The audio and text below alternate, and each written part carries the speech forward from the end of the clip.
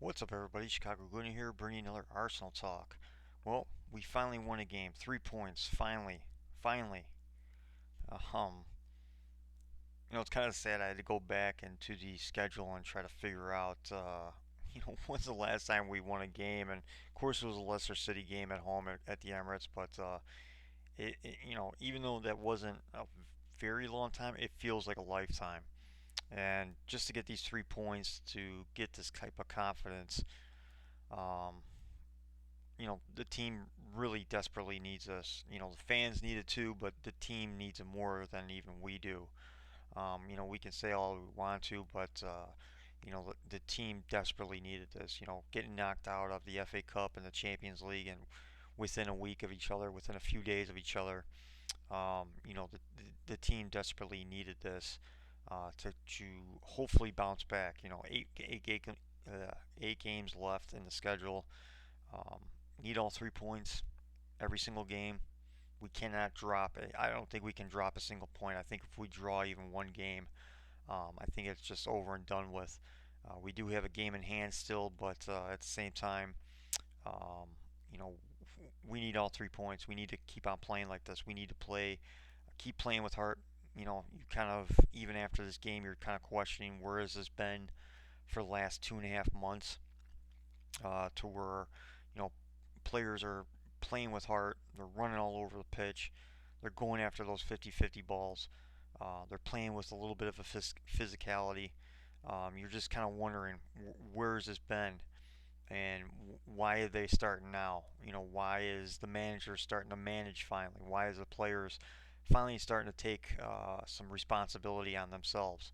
To like Ozil said, we have to fight harder than we ever had before. Um, so where was that?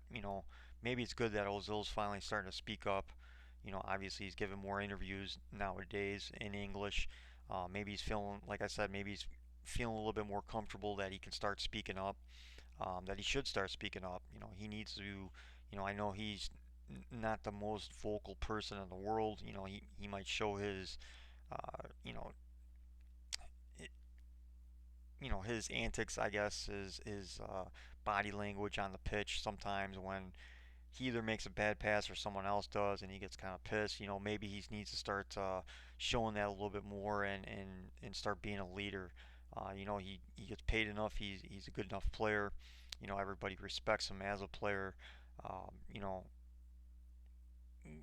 when you're one of your best players starts speaking up and he starts saying stuff like that, you just have to start listening. You have to start taking responsibility, and the player himself has to do that as well. But again, great 3 points. Um, you know, go over a little bit here.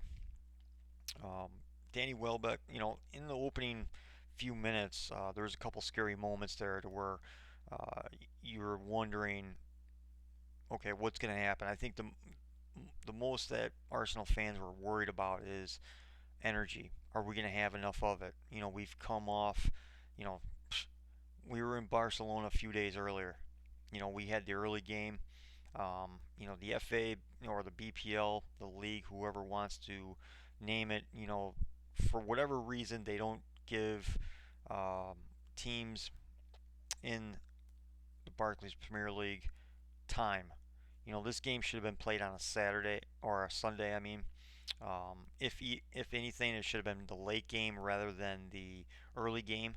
I mean, you're talking about having to come back from Spain and um, you know play a game right away. I mean, I think it's unreasonable. I think the FA really needs to look into this to help out uh, English Premier League teams, so we can do better in Europe. We only have one team left in the Champions League, and I think now we only have one team left in the Europa League as well. And that's part of the reason why English teams are starting to fail, just because of the schedule and how it's mapped out and just how it's scheduled, the timing and everything there, to where our own league doesn't want to help us out. This game, like I said, it should have been played on Sunday instead of a Saturday. It literally gave us no time whatsoever. I can see if the game against Barcelona was played on a Tuesday and then they would play it on a Saturday, that's fine. give an extra day for the team to recover. Hopefully gain some energy, some much needed energy back.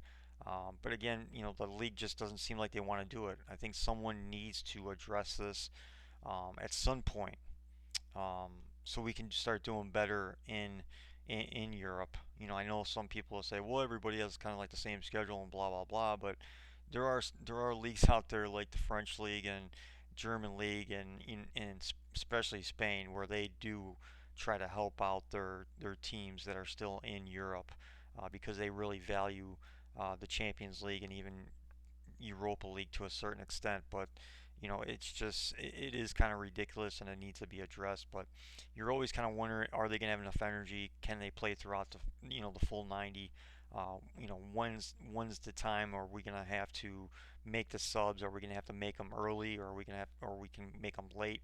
We just didn't know. Um, there was a couple scary moments, like I said, and like right in the first few minutes, where just like, oh God, just hold it together, keep calm. Someone needs to say something, or just slow it down, and that's what they did. The first, you always want to get through the first few minutes of the game. Sometimes it's just end to end. Sometimes you want to try to get out on the fast track and gain that possession, gain that, just be threatening and be dangerous. And Arsenal started doing that. Even Everton started doing that. But then we started really gaining possession. We started getting into passing early rather than later, like we have in previous matches. Um, the first goal with Danny Welbeck came in the 7th minute. I mean, what a beautiful passing sequence between Ozil, Sanchez, and Danny Welbeck. For Danny Welbeck to make that run, knowing exactly where Ozil was going with the ball, then Sanchez taking a touch, and then on his weaker foot making a beautiful through ball pass to Danny Welbeck. All he had to do was either hit it first time. Of course, the goalkeeper was making himself big, so all he had to do was take a little touch, create some space for himself, and it was an easy goal. It's an easy striker's goal at the end of the day. And the whole sequence, you can just watch that over and over again. And that's something that we've been missing over the last couple months, was that not a lot of players want to do that 1-2 ball with Ozil or even Sanchez. I mean, how many times have we seen Sanchez dribble, dribble, dribble, dribble to the even to the middle of the park, and no one's making himself available. No one's trying to make runs, and that can be I mean, that has to be frustrating to players like Ozil and Sanchez, that no one wants to sell out, no one wants to make those runs, no one wants to make those diagonal runs, or those straight runs to get that through ball through. And it has to be frustrating. But in times like this, when it all works out, when it all works perfectly, it can just look just amazing. And it's a goal that you can just watch over and over again, just because of the passing sequence. And of course, after that first goal, I haven't celebrated like that probably since Danny Welbeck scored that header against Leicester. But prior to that, not too many other times. It really felt good after that ball went in. You could see the confidence kind of growing. It was kind of like a sigh of relief. Um, but at the same time, it is Arsenal. You're always at the edge of your seat, and you're just like, come on, let's get two, fast, fast, fast.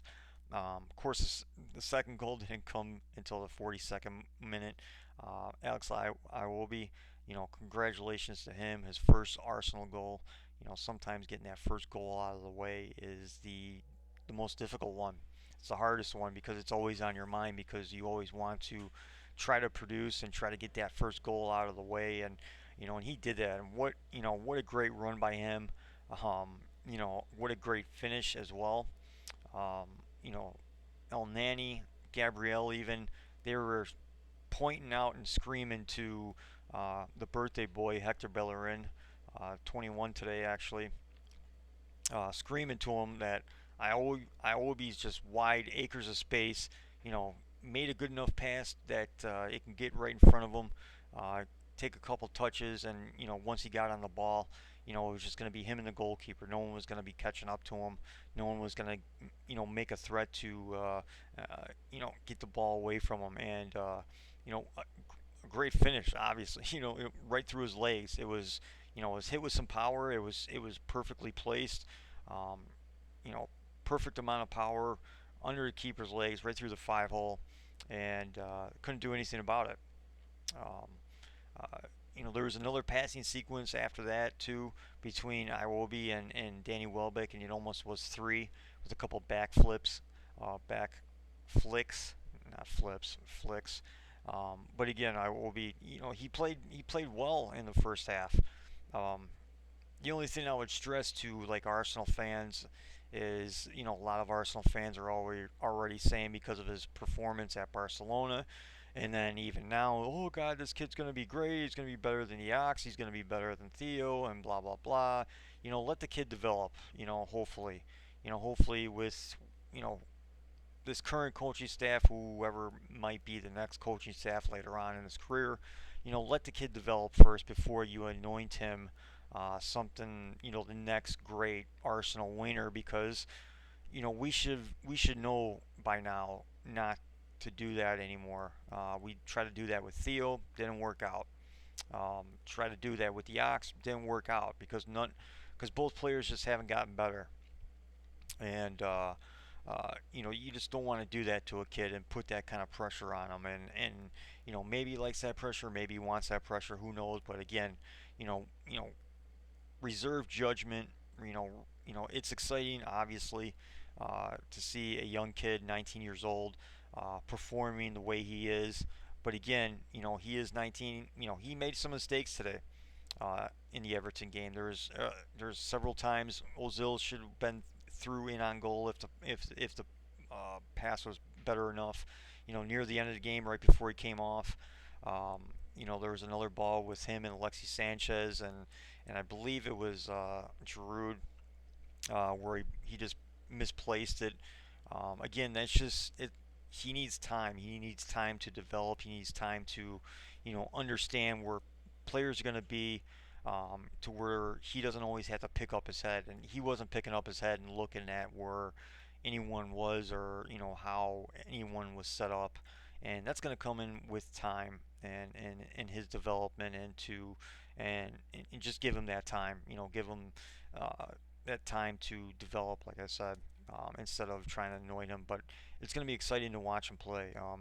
He has decent pace, not like the greatest pace. He doesn't have like Theo pace, obviously. Not too many people do, but he doesn't have like Ox pace, but he has decent pace. He has decent enough pace that he can still make himself dangerous. But the difference between, I think, those two, I mean, Ox has a little bit of a power to him, but I think Iwobi is, I mean, that kid's going to be a tank on the wing if he does develop into a really good player. And that's going to be tough. He's going to be tough to try to get the ball off of him and try to bump him or anything. He can really keep his balance. Hopefully, when he starts to learn and when he starts to get that experience. And but he looks good. So far. But yeah, I'm just going to reserve judgment and not try to annoy him or anything. But congratulations to him. It was much needed too. Came at another perfect time. Really gave us a lot of confidence going forward. Going into the second half, you were kind of thinking, okay, we can make it three pretty easily here.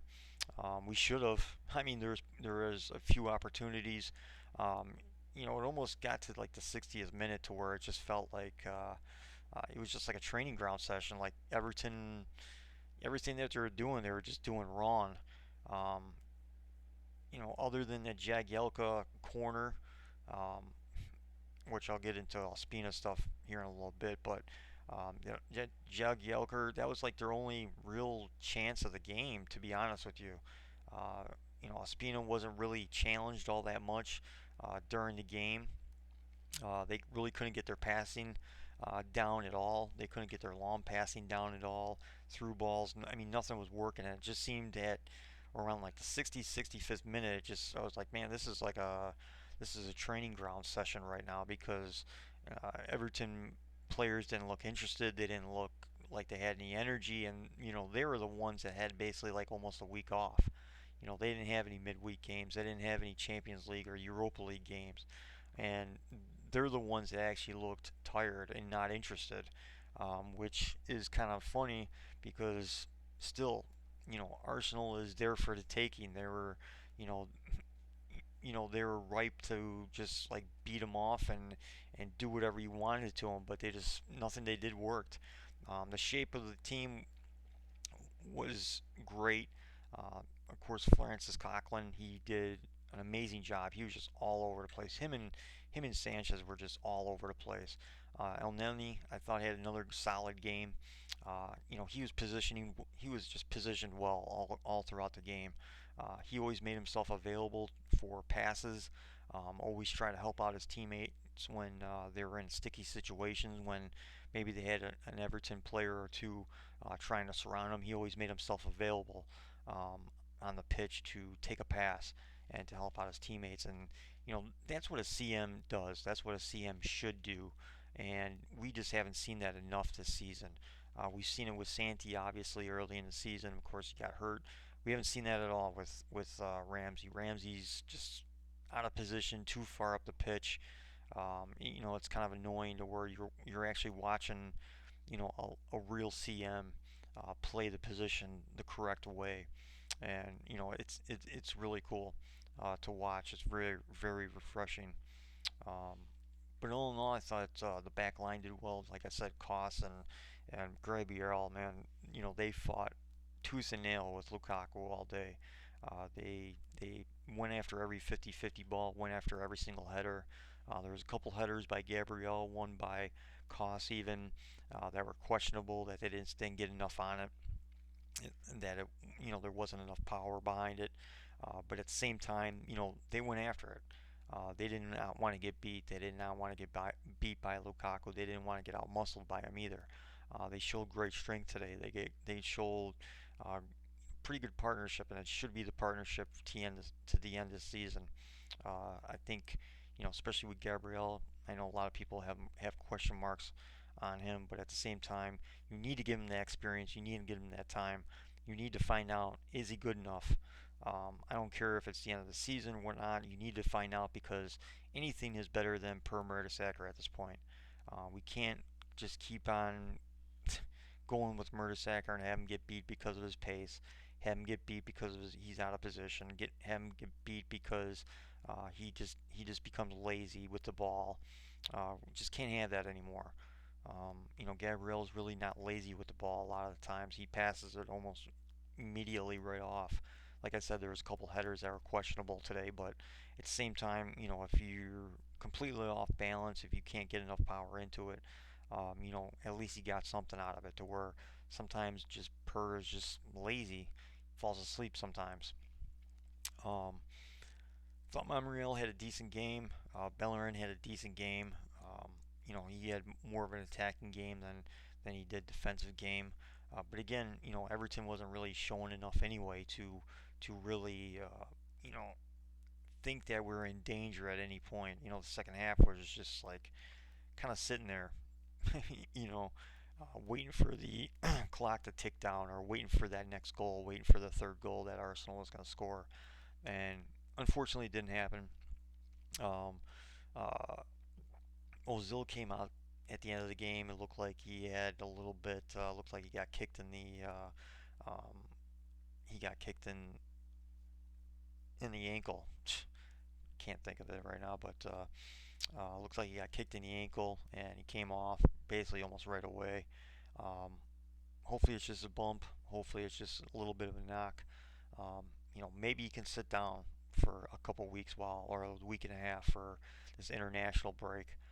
Maybe he can take a week and a half off and just rest, because he definitely needs it, along with, like, Alexis Sanchez, and they definitely need a week or so, or just time to breathe and to rest a little bit during this international break. I know it would be nice for him, but with Ozil being in Germany, and of course the Euros coming up, um, you might not see that. But if he does have a little bit of a knock and he can't go, maybe it benefits us, in the long run.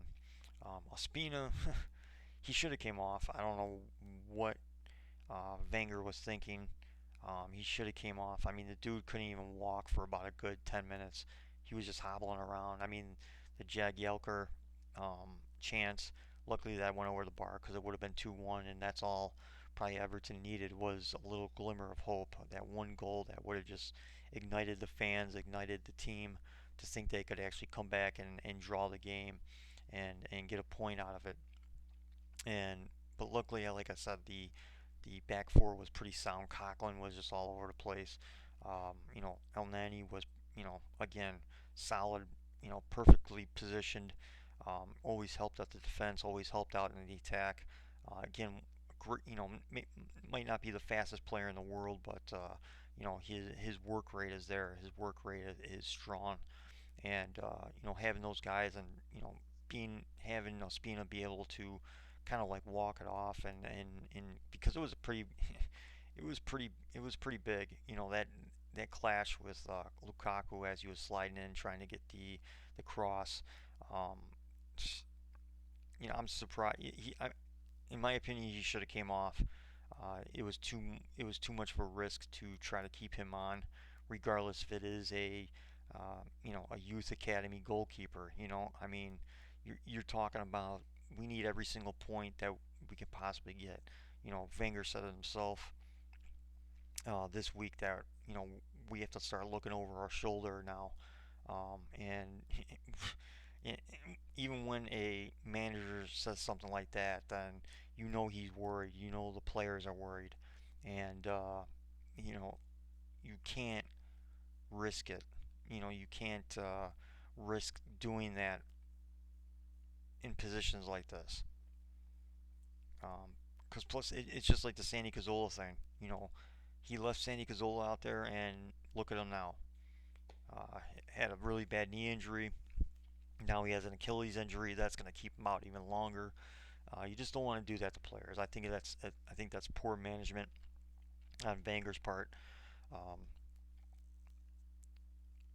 let's see what else.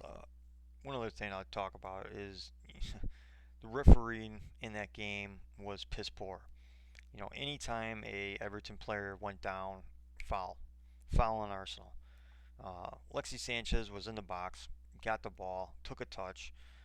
The Everton player literally wrapped his fucking foot around his ankle, tripped him. Alexis Sanchez took one step and then fell over. Should have been a PK. The stupid commentator said there wasn't enough in it. The replay was right there. He wrapped his foot completely around Alexis Sanchez's ankle, tripped him, but no PK was called. I mean, it's ridiculous. It always happens to us, especially this season. This season more than ever. This season has been a complete shit show of referees this season. Should have been a PK. Late in the game too, Giroud was tripped as well, trying to go after the ball inside the box, and he got tripped, and it should have been a free kick right outside the box, and it wasn't called. It wasn't called.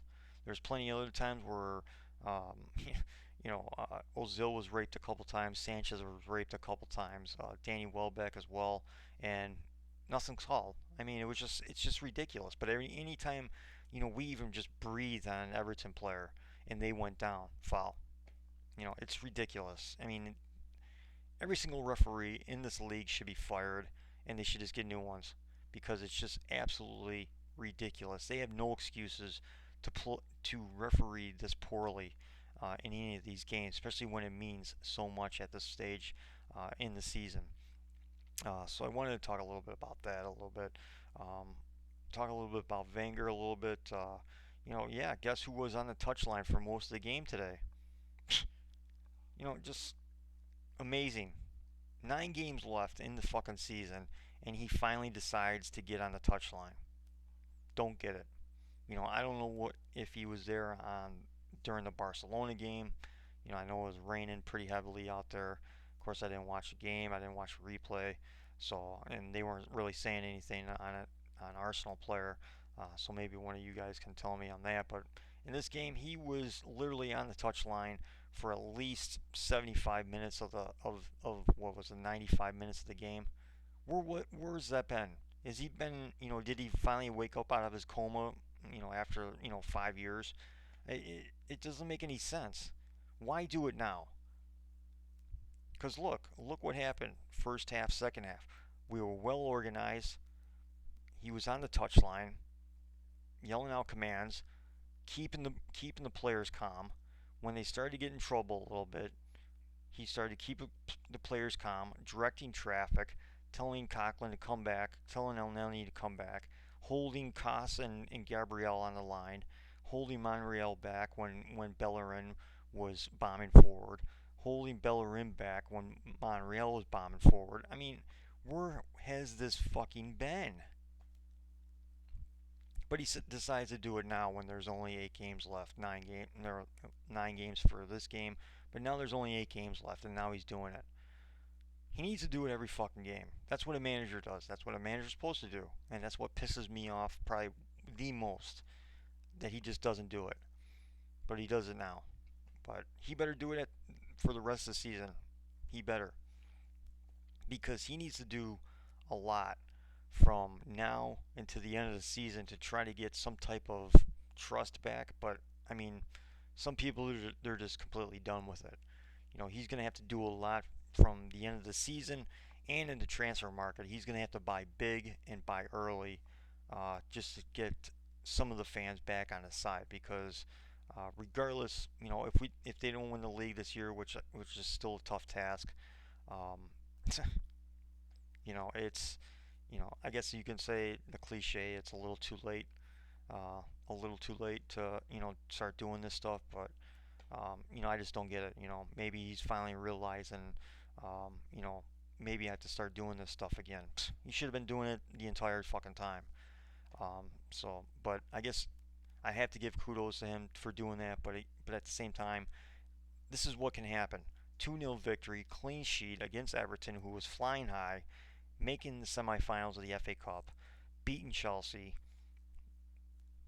They're flying high, but then of course when you become a manager and you are a manager, this is what can happen: 2-0 victory at Goodison Park, which we haven't fared too well over the last several years. This was kind of reminiscent of the 13-14 season when we went to Goodison. We were basically out of the league by then, but at the same time there was a little glimmer of hope. We weren't mathematically out of it yet, but then once we had that game, it was like that 3-0 loss. It was just a shit show of a game. Remember that one too. That was just an awful, awful game. Uh, and you know, I don't know. But at the same time, I have to give him kudos for finally getting his ass off the chair and not sitting down for 80 minutes out of the 90. So I have to give him kudos for that. And again, this is what can happen. This is what should have been happening.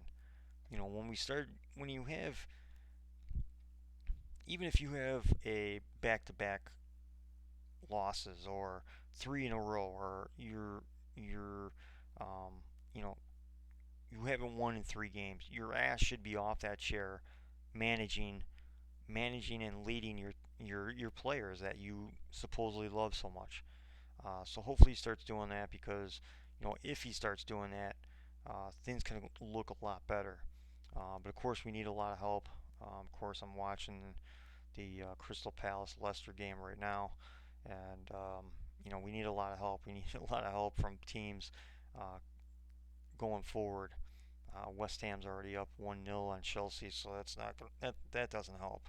You kind of hope that Chelsea would win that game for us, so we wouldn't have to kind of like look behind us, because Man City's got Manchester United tomorrow. I know probably everybody's hoping for a draw on that one as well. Um, I don't know if anybody's really worried about Manchester United at this point. I think I'm more worried about West Ham than Manchester United, and we have West Ham coming up too, almost right after the international break. I think we got Watford, which is a revenge game, and we need to go out there and just kick the living shit out of that team after what they said after that FA Cup tie. And I think we have to worry more about West Ham than Manchester United at this point. But again, we do have a game in hand, of course, too. So that's working. That's working for us. Um, so I'm looking forward to that. And I think we have. I think we'll still have, even with the game in hand, if we win that, I think we'll still have something like a 6 or 7 point cushion. But again, you know, if we can't finish first or second, we definitely want third because we do not want that fucking playoff again and go do that again. We just want to get in into the Champions League, into that group stage without having to play two extra games. But again, that's another story for another time. But hopefully the season continues like this. Hopefully these players keep on fighting like they do. It would be nice if at some point that we do get Santi back, we do get Jack back, because we kind of need those guys, especially Czech, because who knows with Ospina. Luckily, this international break is coming up because who knows how damaging that injury might be. He's going to have a large, back bruise probably tomorrow. Um, Chances are he probably won't even play in the international break too, because of that injury. Because the dude couldn't walk, he couldn't bend over, he couldn't do a lot of things. At first I thought it was just kind of one of his acting jobs that he likes to do sometimes when sometimes he'll even just get grazed by someone and he'll roll around on the ground like he was just shot or killed or something. I thought it was just one of those things, but then, as time went on, he just wasn't walking, and it was kind of scary for the first like 5 6 minutes of that. But yeah, going into the international break, you kind of it's kind of a good thing and a bad thing for us. Once you come off a win, you kind of gain some confidence, and all of a sudden, okay, you're off for the next 2 weeks, at least in club play, and that can kill whatever type of confidence or maybe even momentum that we possibly could have after a game like this. And Everton, regardless of what anybody says, it's still a decent, good side. It's still a good side. Like I said, they're on a high coming into this game. Um, so it could be good or bad. It could be good for us because we can rest. Players can get a little rested. If anyone's injured, especially if Ozil's injured, that he can get like a week or a week and a half to rest up, and hopefully that ankle isn't too bad. Hopefully Ospina is still ready to go because who knows if Czech is going to be able to come back in time or not. They said he might come back after the international break, so that'll be good for us as well. Uh, and yeah, that'll probably be it. You guys got any comments or anything like that? You know, hit them down at the comment section. Is this a good time for an international break? Is it good or bad? For confidence wise, do you want to keep on playing rather than have an international break? I kind of think this international break is kind of like a waste, as far as most of it's friendlies. There's only a few. I know the CONCACAF. I know the United States has a couple World Cup qualifiers that they're playing in, but other than that, for Europe, it's just a bunch of friendlies to try to get their Euro team probably set up and see who's worthy or not, or trying to find a couple gems hidden around, see if they can handle the international game and stuff like that. So um, hopefully it's good. Hopefully it's not a downer, but yeah, later.